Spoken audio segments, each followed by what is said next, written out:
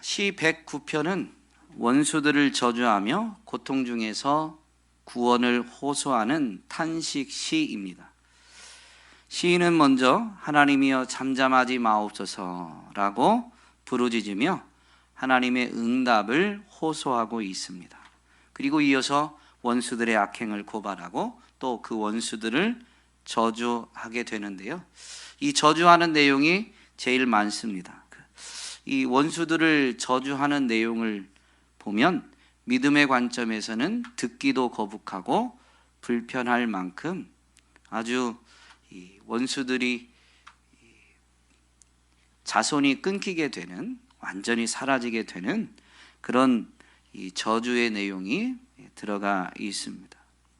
이러한 저주가 포함되어져 있는 이 시에서 우리는 하나님이 어떤 분이신가라는 것을 어떻게 생각해 볼 수 있을까요? 본문의 내용을 자세히 살펴보면 하나님이 어떤 분이신지를 알 수 있는데요.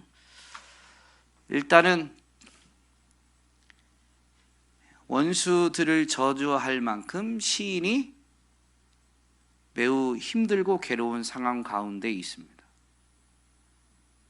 원수들의 이 거짓말, 속이는 말, 악한 말, 그리고 미워하는 이런 말로 인해서 시인은 매우 많은 상처와 고통을 겪고 있죠. 그래서 시인은 자신이 가난하고 궁핍하다, 마음이 상했다라는 표현들을 중간중간에 보면 고백하고 있습니다.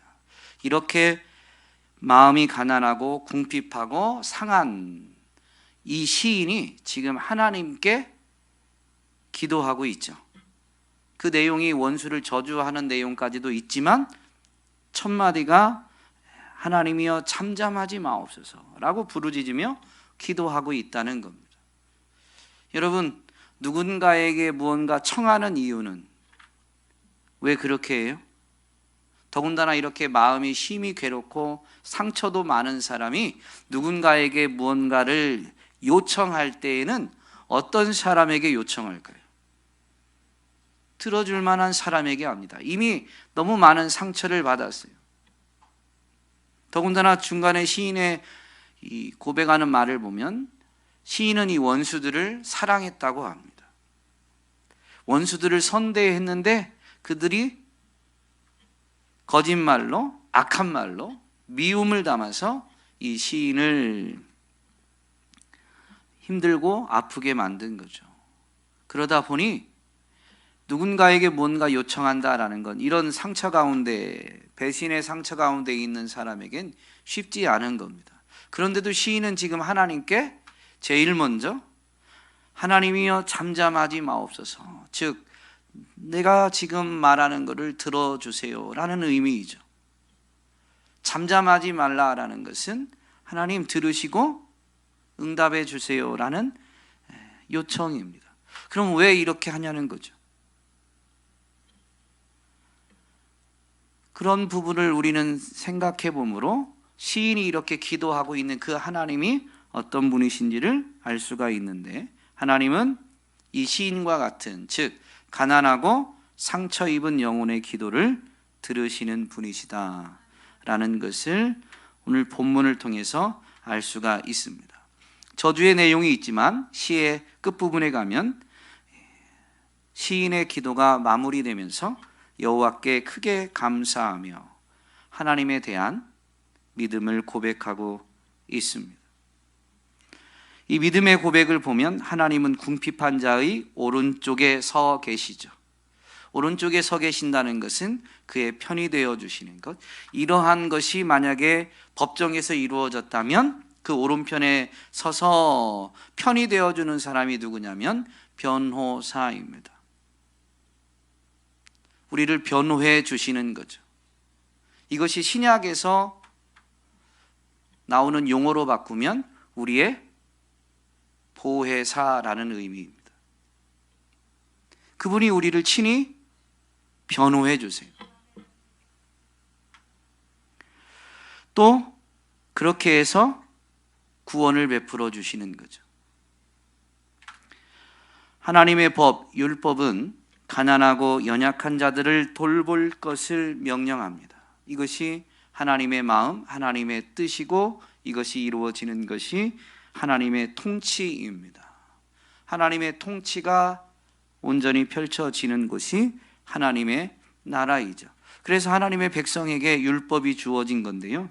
율법을 요약하면 가난하고 연약한 자들을 돌보는 것, 즉 이웃을 내 몸처럼 사랑하는 겁니다. 하나님이 그런 분이시다라는 거죠. 다윗은 회개할 때 제사를 드리기보다는 눈물로 침상을 적시며 기도했습니다. 그때 지은 시가 시 51편이죠. 17절 말씀에서 다윗이 토로하는 내용을 보면 하나님께서 원하시는 제사는 상한 심령입니다 라고 고백합니다. 하나님은 상하고 통회하는 마음을 멸시하지 않으십니다. 그래서 하나님 앞에서 침상이 적실 만큼 눈물로 회개하는 것입니다. 왕이니까 가진 게 많아요. 많은 재물을 드리며 제사를 드릴 수 있습니다. 속죄 제사를 얼마든지 드릴 수 있습니다. 그런데 그거보다 더 중요한 것이 바로 죄로 인해서 상한 마음, 상한 심령이라는 거죠. 그것에 대해서 아파하고 통회하는 마음을 하나님은 결코 멸시하지 않으십니다. 그런 마음을 받으신다라는 것이죠. 물론 죄뿐만이 아니라 우리의 연약함 때문에 우리가 상처 입었을 때 가난하고 연약한 이들의 신음소리에 하나님은 분명히 응답하시는 분이십니다. 예수님도 하나님 나라를 가르치실 때 마음이 가난한 사람이 복이 있다라고 선포하셨습니다. 가난하고 상처 입은 영혼의 기도를 들으시는 그 하나님, 가난하고 연약하고 상처 입은 영혼, 마음을, 그런 마음이 겉으로 드러나는 이 태도, 자세가 있는데, 여러분 마음이 가난하고 연약하고 상처 입은 사람의 태도와 자세는 어떨까요? 거만할까요? 그렇지 않을까요? 거만, 교만의 반대는 뭐예요? 겸손이죠. 마음이 가난한 사람, 연약한 사람, 그것을 분명히 인지하고 있는 사람은 겸손하게 행합니다. 야고보 사도는 하나님이 교만한 자를 대적하시고 겸손한 자에게 은혜를 베푸신다라고 선포했습니다. 그래서 베드로 사도는 교회에게 하나님의 능하신 손 아래에서 겸손하라. 때가 되면 너희를 높여주실 것이다 라고 권면하게 되죠.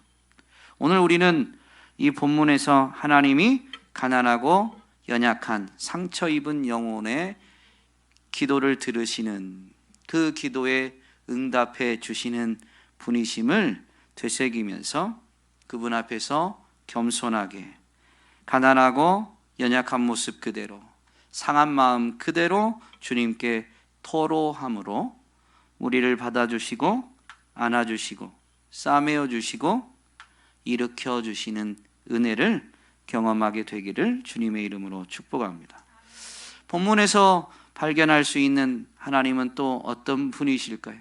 시인의 간구를 보면 분명히 자기의 원수들에게 하나님이 보응해 주시기를 간청하고 있습니다. 그 원수들이 악한 말, 거짓된 말, 미움의 말로 사랑을 베풀었던 이 시인을 아프게 어렵게 만들었죠.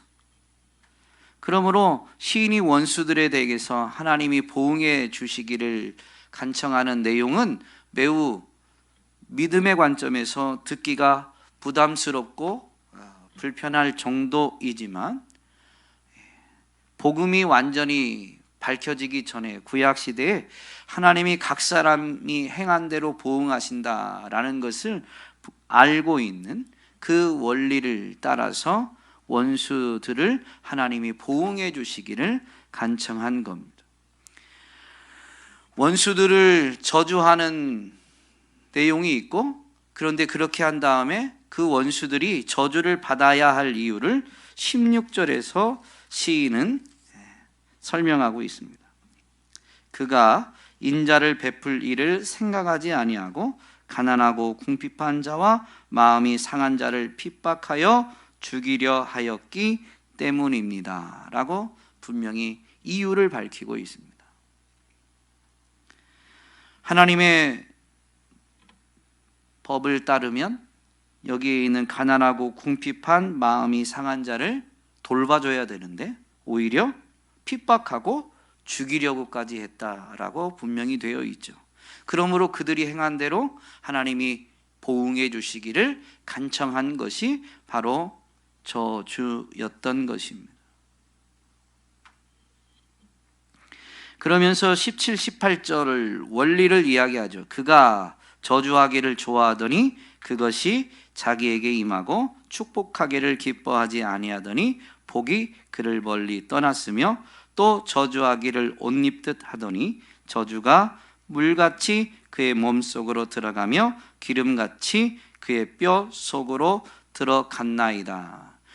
17절 18절 보면 마지막 동사를 보면 들어갔나이다. 이미 저주가 그에게 내린 것과 같은 표현이죠. 이미 저주가 내린 것이 아니라 저주하기를 좋아하면 저주를 받게 되어 있는, 행한 대로 보응받는 원리입니다. 이것은 하나님의 통치 원리이기 때문에 때는 우리가 알 수 없지만 분명히 이게 이루어지는 거예요. 이게 원리입니다. 그래서 완료형 시제로 들어갔습니다 라고 선언한 거예요. 그러면서 19절 저주가 그에게는 입은 옷 같고 항상 띠는 띠와 같게 하소서, 이제 간청하는 내용이 나오죠. 하나님의 통치 원리, 행한 대로 보응하시는 원리대로 그에게도 보응하여 주십시오 라는 기도가 19절 20절인 겁니다. 17절 18절은 하나님의 보응의 원리이죠.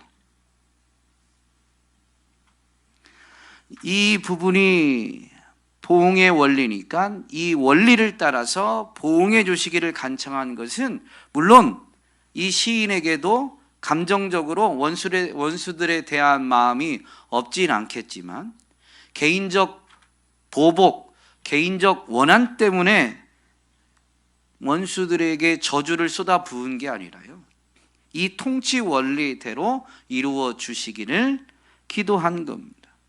더군다나 앞에 저주하는 내용을 보면 이 원수의 자녀들, 심지어 후손들까지 그 사회에서 없애주기를 간청합니다.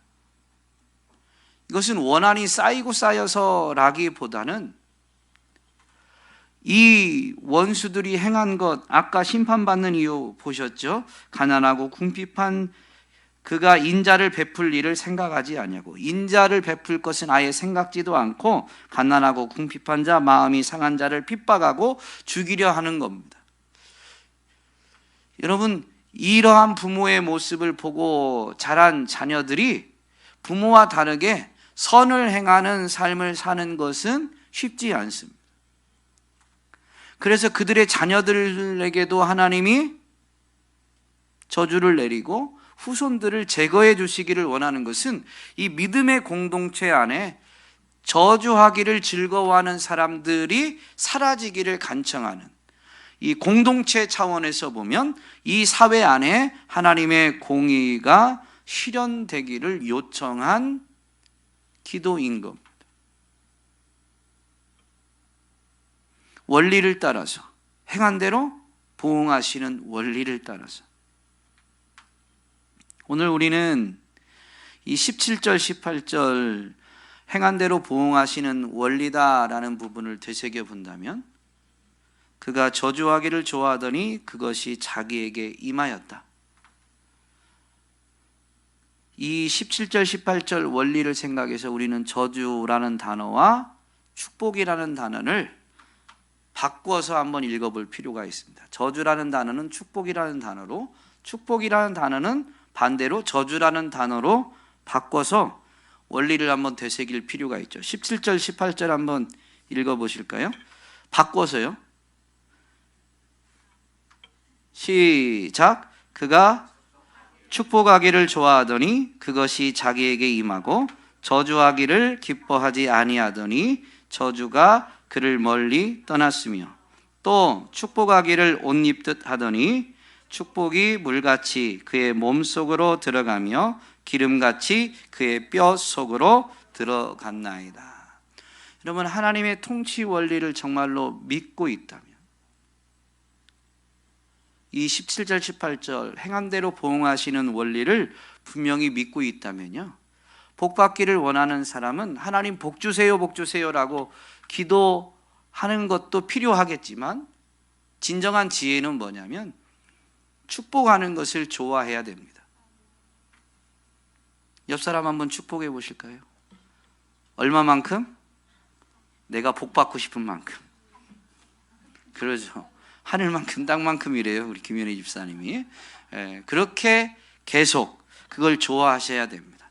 내가 복 받는 게 좋지만 정말로 복 받기를 원한다면 하나님의 통치 원리를 생각하면, 여러분 이게 믿음대로 역사하는 거죠. 하나님이 행하심은, 그러니까 하나님의 통치 원리를 믿으면 우리가 그 믿음대로 행해야 되는 거예요. 그래야 하나님도 믿음대로 역사하시죠. 우리가 옆 사람을 자꾸 축복하기를 좋아해야 됩니다.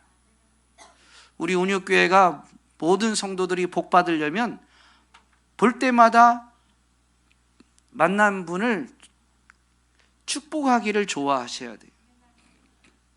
아주 축복하는 게 우리가 벌거벗은 채로 살지 않고 옷 입고 살아가는 것처럼 옷 입듯 하면 여러분 축복이 몸속으로 들어가고 뼛속으로 들어간답니다. 그런 은혜가 있기를 주님의 이름으로 축복합니다.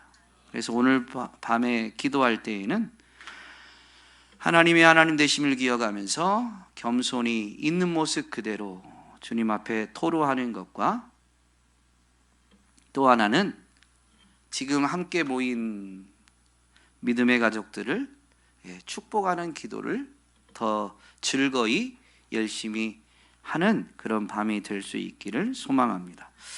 본문에서 또 우리가 교훈을 좀 얻을 수 있는데요, 본문에서 주는 교훈은 무엇일까요?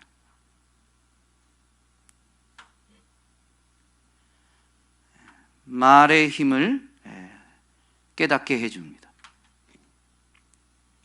원수들의 말, 그 말이 믿음의 사람을 심히 아프고 괴롭게 하고 죽을 지경까지 이렇게 이르게 할 수도 있죠. 말은 사람을 살리기도 하고 죽이기도 합니다.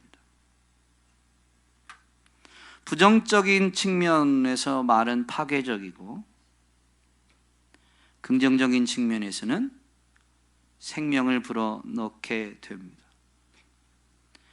속담에도 말의 중요성, 말의 힘에 대한 속담들이 있죠. 대표적으로 말 한마디로 천냥빛을 갚는다는 것이 있습니다. 잠언에서 지혜를 가르쳐 줄 때 언어에 대한 가르침이 있는데, 경우에 알맞은 말은 은쟁반에 담긴 금사가입니다 라고 가르쳐 줍니다. 여러분, 말은 살리기도 하고 죽이기도 하는데요, 그래서 이 말이 우리 인생을 결정한다라고 합니다. 뇌과학자인 니시 다케유키라는 분이 인생은 당신의 말로 결정된다라는 제목의 책을 저술했는데요, 뇌과학적인 측면에서 부정적인 말은 뇌의 활동을 멈추게 하고 긍정적인 말은 이 몸의 행동에 긍정적인 유익을 끼친다라고 합니다. 그것은 곧 삶에 대한, 삶과 연결되어지는 측면이죠. 오늘 시인은 원수들이 악하고 거짓되고 미워하는 말로 공격했지만 사랑으로 대했고, 대적들의 원수들의 공격에 이제 기도하고 오히려 선을 악으로 이기고 미움을 사랑으로 갚았습니다. 그런 시인인데 갑자기 이 기도의 자리에서 원수들을 향해서 저주를 또 하고 있는 거죠.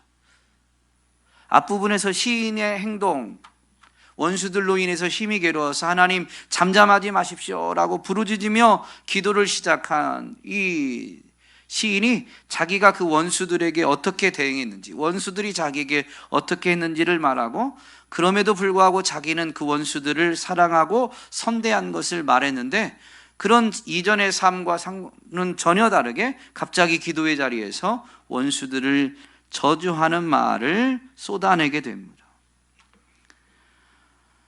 이 부분을 보면 이 시인이 이런 말을 한 것을 우리는 옳고 그르다라고 판단할 게 아니라요, 시인이 얼마나 아프고 괴로우면 하나님 앞에서 이런 말을 토로하게 되는가. 그리고 점점 뒷부분으로 가면 이유를 하나님 앞에 밝히고, 그리고 행한 대로 보응하시는 원리를 붙들게 되죠.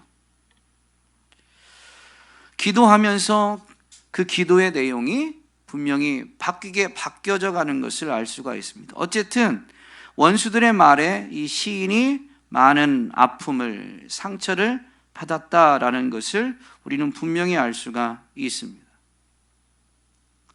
여러분, 그 원수들을 향해서 악을 선으로 대하고 자기에게 그런 악하고 거짓된 말을 하는 사람들을 사랑을 실천하는 그런 믿음의 사람인데도 불구하고 이 기도 내용을 통해서 믿음의 사람도 악하고 거짓된 미움의 말을 들으면 심히 아프고 괴롭다라는 것을 분명히 알 수가 있죠. 여러분, 원수를 사랑해야 되는데 원수가 하는 말에 너무 아프고 괴롭고 막 내 안에서도 그 속상한 마음에 부정적인 감정, 안 좋은 감정이 쏟아져 나오는 것이 여러분 지극히 정상입니다. 지극히 정상입니다. 그건 믿음의 영역은 그 감정을 어떻게 다루느냐라는 영역이지, 그런 감정이 쏟아져 나온 것 자체가 믿음이 없는 게 아니에요. 믿음은 거기서 이런 마음, 이런 감정이 드는데 예수님은 어떻게 하셨을까라고 예수님을 바라보고 미워하는 사람조차도 오늘 시인이 행동을 한 것처럼 사랑을 실천하는, 너무 힘들면 하나님의 통치 원리대로 하나님이 보응해 주시기를 간청하는, 그것이 믿음입니다. 원수를, 감정이 너무 아프고 속상하다고 감정을 따라서 내가 원수를 갚는 것이 아니라 그 아픈 마음을 하나님 앞에 토로하면서 하나님이 모든 것을 아시고 보셨으니 하나님께서 갚아주시기를 기도하는 것이 믿음이고, 나는 여전히 쉽지 않지만 작은 부분부터라도 악을 선으로 갚는 것, 사랑을 행하는 것, 감정이 아닙니다. 악한 것에 대해서 선으로 갚는 것 자체가 사랑인 거죠. 그렇게 하는 것이 믿음입니다. 자칫하면 우리는 이런 저주하는 내용이 성경에 기록되어져 있어서 개인적 차원에서 누군가에게 저주하는 것을 우리는 정당화하는 우를 범할 수 있는데요, 의도를 정확히 이해해야 되지, 이 말 자체만 가지고 우리의 행동을 정당화해서는 결코 안 됩니다. 말은 부정적이든 긍정적이든 자신을 포함해서 모든 사람에게 영향을 미칩니다. 말을 하고 있는 나 자신, 말을 듣는 상대방 모두에게 영향을 미치게 되는데요, 특별히 우리의 말은 하나님께도 상달되어집니다. 기도만 하나님이 들으시는 게 아니라 우리의 모든 말을 하나님이 들으십니다. 그래서 본문에서도 보면 그가 저주하기를 좋아하더니 저주가 임했습니다. 하나님의 통치 원리를 시인이 선포하게 되죠. 민수기 14장에 가면 10명의 정탐꾼의 이 부정적인 말에 온 이스라엘이 함께하면서 하나님을 원망하고 모세와 이 여호수아와 갈렙을 죽이려고 달려들려고 합니다. 그때 하나님이 영광 가운데 나타나셔서 모세와 여호수아와 갈렙을 지키시면서 하나님을 향해 불평했던 이스라엘을 향해서 분명히 말씀하시죠. 너희가 나의 귀에 들리도록 말한 그대로 내가 반드시 너희에게 행하겠다. 그들은 정탐꾼 이야기를 듣고 자신들의 생각을 따라서 부정적인 말을 한 10명의 정탐꾼의 말에 동조한 거예요. 그게 기도가 아니었습니다. 그런데 하나님이 뭐라고 하시냐면 너희가 나의 귀에 들리도록 말한 그대로. 여러분, 우리의 일상에서의 모든 말도 하나님께 다 들립니다. 다 들립니다. 그러므로 아까 그 원리 뒤집어서 우리가 한번 읽어본 원리에 그건 정말 지혜예요. 축복하기를 좋아해야 축복이 임하는 겁니다. 하나님께 기도가 아니어도 일상에서 우리가 축복하는 말을 자꾸 옷 입듯이 즐거이 행하면 하나님이 들으시고 이 민수기 14장 28절 말씀대로 너희가 나의 귀에 들리도록 말한 그대로 내가 반드시 너희에게 행하겠다. 그러니까 축복을 많이 말하면 하나님이 축복을 해 주시는 거죠. 오늘 이 본문의 시인이 하나님을 향해서 이렇게 기도하면서 이런 고백을 합니다. 28절에 그들은 내게 저주하여도 주는 내게 복을 주소서. 그들은 일어날 때에 수치를 당할지라도 주의 종은 즐거워하리이다. 사람들이 저주하는 말이 진정한 저주로 내 삶에 이루어지지 않습니다. 근데 우리는 사람들이 저주하는 말, 미워하는 말을 하면 그 말에 감정이 요동쳐서 그들을 향해서 똑같은 내용의 말로 우리는 맞서려고 합니다. 근데 그건 지혜가 아닙니다. 우리 말이 하나님께 들리는데 저주하는 말을 감정 때문에 쏟아낸다면 우리도 저주하기를 즐거워하다가 저주가 임하게 되는 그런 결과를 맞이하게 되죠. 시인은 이 원리를 붙들고 원수를 사랑하고 선대했으며 정말로 상한 마음은 하나님께로 토로하고 그리고 하나님의 보응의 원리를 아뢰면서 원수들이 여전히 자기 자신에게 저주를 썼지만 주님이 축복해 주시면 저는 즐거워하겠습니다 라는 고백 아닙니까? 사람들의 말이 우리를 아무리 아프고 힘들게 해도 정말로 일을 이루시는 분은 하나님이시기 때문에 사람들의 저주의 말이 감정적으로 우리를 속상하게 할지라도 우리는 하나님 앞에 나와 토로하면서 하나님만, 주님만 제게 복을 주시면 저는 기뻐하고 즐거워하게 될 것입니다. 주님, 제게 복을 주십시오 라고 합니다. 그러면 이 시인은 본인이 하나님 앞에 토로한 것처럼 원수들을 향해서는 하나님께는 보응해 주시기를 간청했지만 원수들을 향해서는 어떤 말을 할까요? 삶의 자리에 가서는 어떤 말을 했을까요?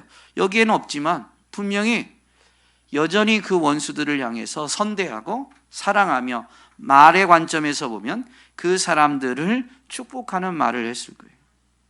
오늘 저와 여러분이 그런 믿음으로 이 밤에는 기도하고 삶의 자리에서는 정말로 보응하시는 하나님 앞에 겸손히 엎드리면서 축복하는 말을 즐거이 함으로 인해서 그 축복이 물같이 몸속으로 들어가고 여러분 이 축복이 물같이 몸속으로 들어간다라는 건 놀라운 표현이에요. 고대 사회에는 의학적으로, 이 생리학적으로 몸의 이 구성에서, 몸을 구성하는 데 있어서 물이 3분의 2를 차지한다라는 것을 알고 있지 않을 때입니다.